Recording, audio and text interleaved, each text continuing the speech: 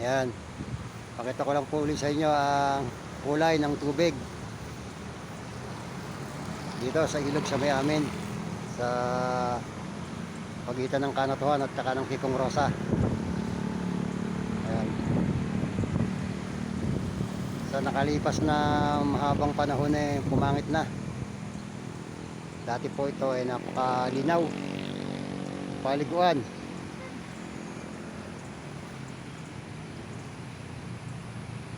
Tiknitan. At maraming nanguhuli ng isda ng araw dito.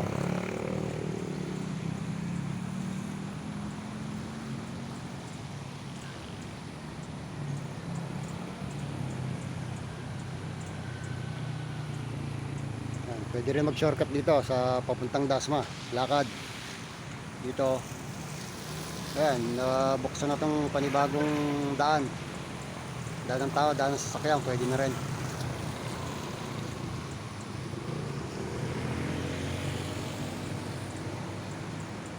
Ayan, ayan.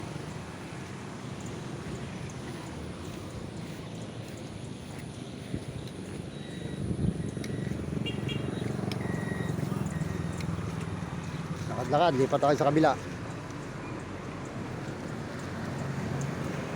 Ito, shortcut din to, papuntang Dasma.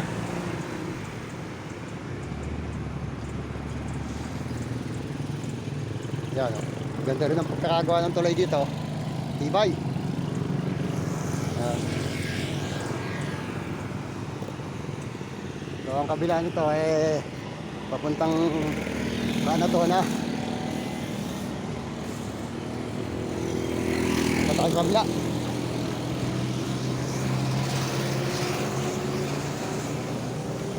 Yan.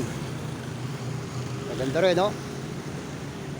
Maganda rin ang kapaligiran dito, kaso talagang iba na tubig. Yun, sa gitnang yun ang lumang tulay.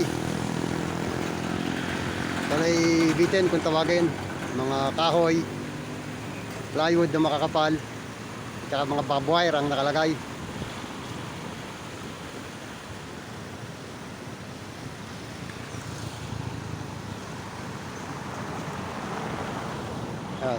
Yan, papuntang Dasma, Imus, mga shortcut na daan. Ito dati kuryente yan to. Malaking story.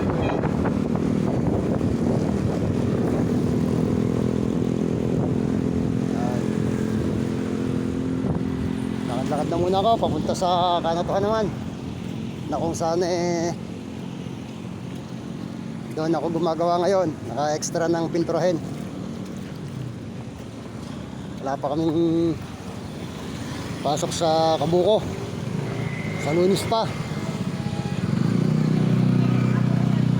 Nagmi-meeting pa sila kung magiging maayos ang sweldo ng tropa.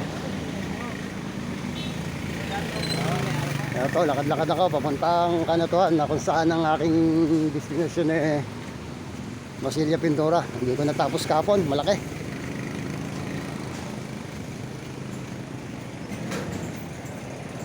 Pero ngayon matatapos ko na to.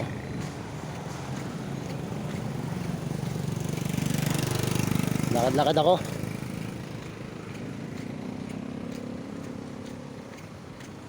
Ito ang Villa Vista.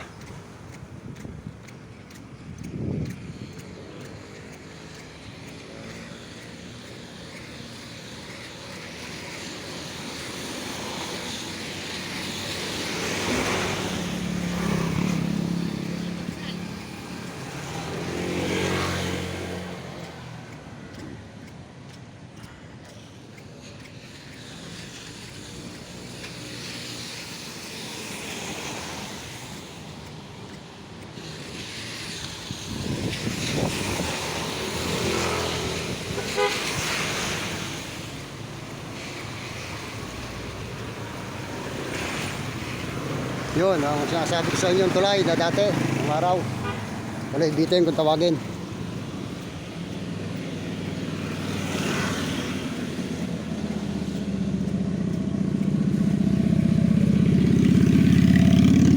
hanggang dito na lang muna tayo mga kabalasid. At nagpipila sila ng sakyan dito. Ang mga tubig sa karsada.